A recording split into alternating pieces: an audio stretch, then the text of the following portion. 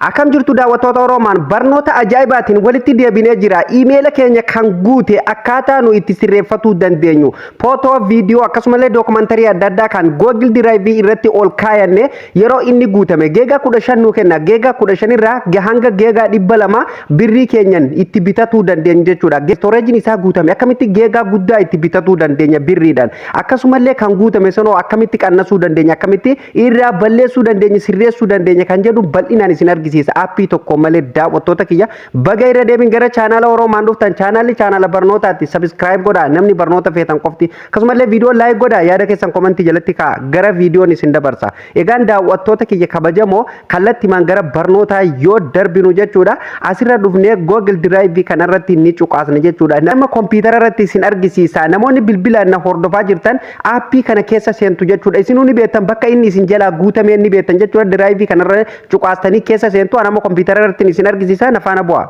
Egaan daawwattoota keenya kabajamoo amma keessa seeneetiin jira haala kanaan isinii dhufa jechuudha yeroo irra cuqaastanii jechuudha. Kiyya amma geegaa 2.26 qofa of keessaa qaba GB 15 immoo firii nuuf kennaa jechuudha. Isa kana kunoo asirratti amma wantoonni nu irratti ol kaane hundinuu haala kanaan nu dhufa. Isa kana fakkeenyaaf geegaa kana guddiftanii bitatuuf jechuudha.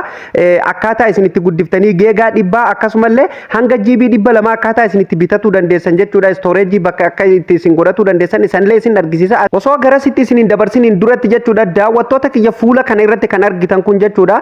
Saampiloota adda addaatu asirra jira. Dookumantarootaan asirra kaayyadheetu jira jechuudha. Isin immoo kan asirraa dhabuu dandeessanii Google Drive keessan kan isin jalaa guutee diimaa isinitti argisiisu storage 15 inni firii asirratti isiniif kennu kun isin jalaa guute akkaataa isinitti keessaa balleessuu dandeessanii fi birrii keessaniin akkamitti akka bitatuu dandeessanillee isiniin argisiisa jechuudha. Daawwattoota kiyya ammuma asirratti kana yoo barbaadan keessaa tanii storage 200 yookaan 100 akka bitatuuf asirratti get more storage iddoo jedhu kanarratti cuqaastan jechuudha. Storage isaa guddaa isaa bitatuu fi jechuudha akka waan hedduurra kaatuu dandeessanii.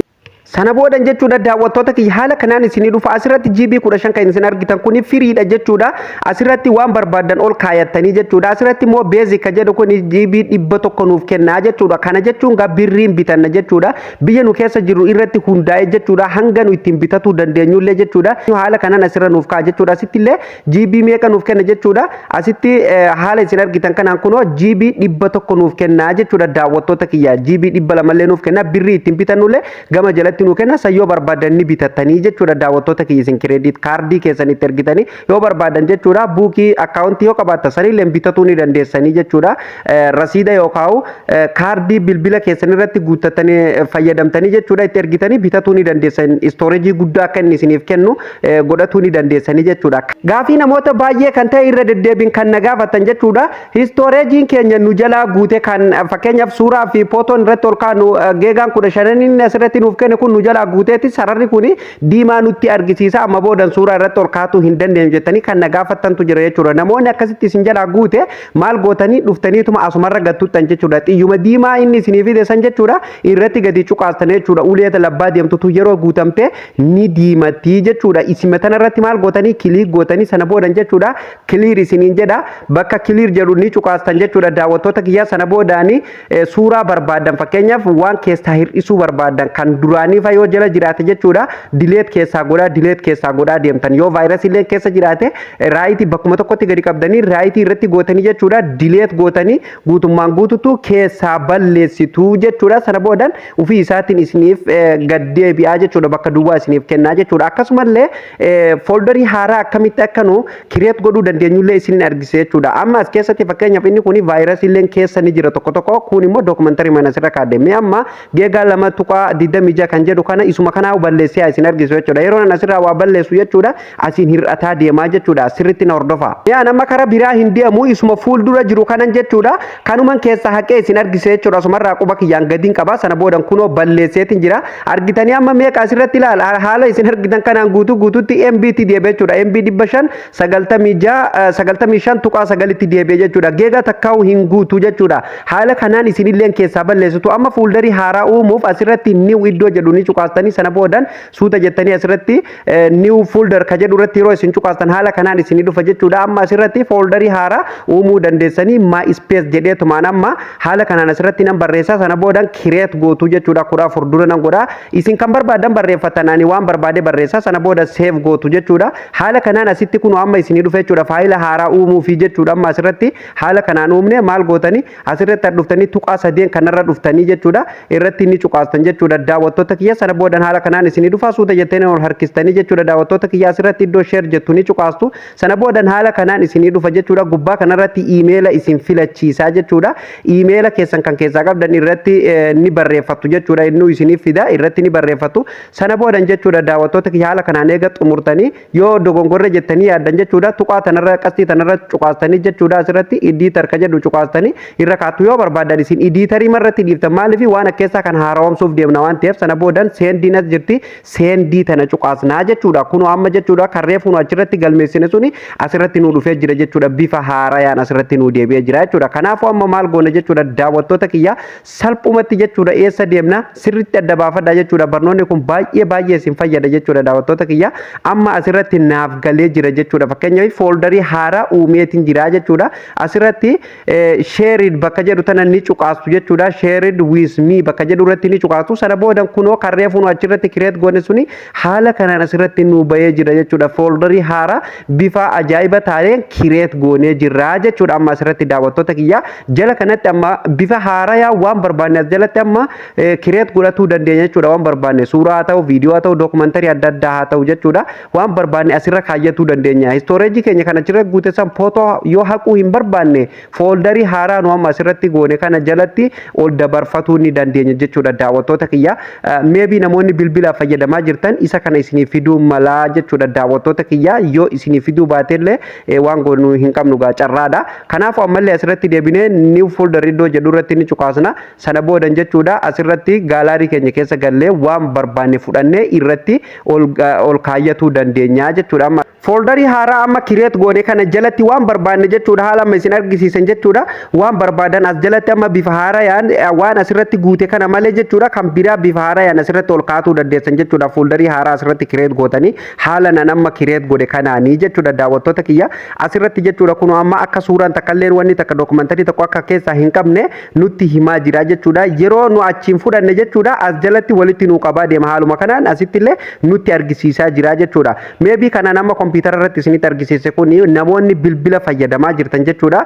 Bilbila keessan irratti isinii dhufuu malaa jechuudha. Isinii dhufuu dhabuu danda'a jechuudha. Bilbilli tokko hundumtuu hin baasu jechuudha. Bilbila keessan mataa gubbaan gara fakkeenyaaf asirratti jechuudha karaa harka mirgaa kanaan daawwattoota kiyya tuqaa sadeen jirtu mataa gubbarraan tuqaati desktop side godhaati bal'ifadhaa jechuudha. Maybe yoo isinii fiduu dhabe jechuu kiyya bilbilli hedduun hin fiduu jechuudha. Fakkeenyaaf kan birriin bitatan bichaa isinii fida jechuudha. GB 200 kan reefuun tan isin argisiisan jechuudha. Asirra cuqaastanii jechuudha. Get more storage bakka jedhu kan irra cuqaastanii qofa bitatuu dandeessan malee bilbilli tokko isiniif hin fidu jechuudha. Nama gatii kompiitara irratti isin argisiisaa jiruu fi jechuudha daawwattoota kiyya. Kanaafuu haala sanii salphumatti jechuudha. Storage bifa haarayaan haaraa create godhatanii suuraa barbaadan irra kaayyatuu ni dandeessu. Akkasumallee jechuudha daawwattoota kiyya birrii yoo qabaatan birriin bitatullee ni dandeessu jechuudha. Daawwattoota kiyya suuraa asirra kaayyatuuf akkuma reefu isin argisiise ni iddoo jedhu irra cuqaastaniituma jechuudha. Kallatti man jechuudha gaalaarii keessan keessa isin galcha gaalaarii keessan keessa suuraa barbaadan raayitii irratti gootaniituma save gootan yookaan dan gootanii kallatti man jechuudha fidee akkeessatti isiniif galcha jechuudha. Daawwattoota kiyya namoonni baay'een gaa suuraa kiyyatu na jalaa badee akkasumallee dookumantarii kiyya na jalaa badee waan adda addaa bilbilli yeroo tokko isin jalaa bu'ee baduutu mala akkasumallee formaat isin jalaa ta'uutu mala garuu yoo bilbilli keessan formaat ta'ellee akkasumallee yoo bilbila keessan hattuun fudhattellee yoo isin jalaa badellee rakkoon adda addaa yoo isin qunnamtellee iimeeluma googil diraayivii keessan kanaan bantan bilbila haaraa irratti hidhattanii iimeela keessanii fi paaswordii keessan guuttanii kallattimaa wanti isin asirra kaayattan guutuun bakka tokkotti isiniif gadi bu'a jechuudha. Hanga iimeelli keessan kun badutti dookumantariin isin ol kaayyattan suuraa amata 10 illee as keessa argatuu dandeessanii jechuudha. Tasumallee isin jala hin balleessanii jechuudha. Daawwattoota kiyya baay'ee sekuriitii bareedaadha. Itti fayyadamaan isiniin jedha daawwattoota kiyya akka isinitti tolu akka ajaa'ibsiifattan barnoota kana abdiin qaba jechuudha daawwattoota kiyya. Maarree isinillee viidiyoo ilaaltanii eega xumurtanii keessaa bahuu duwwaa osoo hin taane subscribe godhaa. Chaanaalli kun chaanaala barnootaatti isin fayyada. Osoo chaanaala afaan Amaariffaatiin barsiifamu taate chaanaalli keenyarra chaanaalli Oromoon sila 200-300 jira jechuudha. Dhugaan isinin jedha barnoonni nu barsiifnu akkuma beekamu waan dhugarratti hundaa'ee fi barnoota quality olaanaa qabu sadarkaa isaa eeggate jechuudha. Garuu ilaalchi isaa baay'ee gadi bu'aadha. Keessaafuu jechuudha especially namoonni viidiyoo keenya ilaalu jechuudha. Daawwattoota keenya namoota subscriber keenya hin ta'in jechuudha. Kan subscribe nu hin godhintu baay'inaan ilaalaa jira. Baay'ee galatooma warri alaa dhufanii ilaalan. Garuu osoo subscribe gootanii keessaa baatanii baay'ee natti tola. Aga dhagaha Saa'udii irraa gara Itoophiyaa namoonni birrii ergatu barbaadan gatii madaalawaa ta'ee fi haala saffisa olaanaa qabuun maatii keessan biraan kan isiniif dhaqqabsiisuu danda'u. Amaanaa online dubbisa. Teessoon teenya magaalaa Riyaad baankarraa duubaan gamoo lammaffaa irratti argamna. Lakkoofsa bilbilaa kanaan nu qunnama. Duwwaa 562 Duwwaa 7 haloo jechuu ni dandeessu. Lakkoofsa dabalataa kan WhatsApp Duwwaa 583874 WhatsApp irratti haloo jechuu ni dandeessu. Amaanaa online. Kanaafuu osoo subscribe gootanii baay'ee takkanatti tola baay'ee na jajjabeessitan jechuudha. Daawwattoota kiyyaa waan baay'ee akka isiniif fiduuf jechuudha. Hedduu abdii naaf ta'a jechuudha. Kanaafuu subscribe godhaatii miseensa maatii keenyatti dabalamuu hin dagatinaan isiniin jedha. Daawwattoota kiyya viidiyooleen barnoota baay'eetu asirra jira. Haala isin argitan kanaan jechuudha. Waa hedduutu asirra jira jechuudha. Bakka jawwaalli keessan isin rakkisetti chaanaala Oromaanii jala seenatti daawwattoota kiyya mata duree viidiyoo jedhurra cuqaasatti bal'inaan viidiyoo barnoota akkasumallee bilbilaan wal qabatu kamiyyuu jechuudha.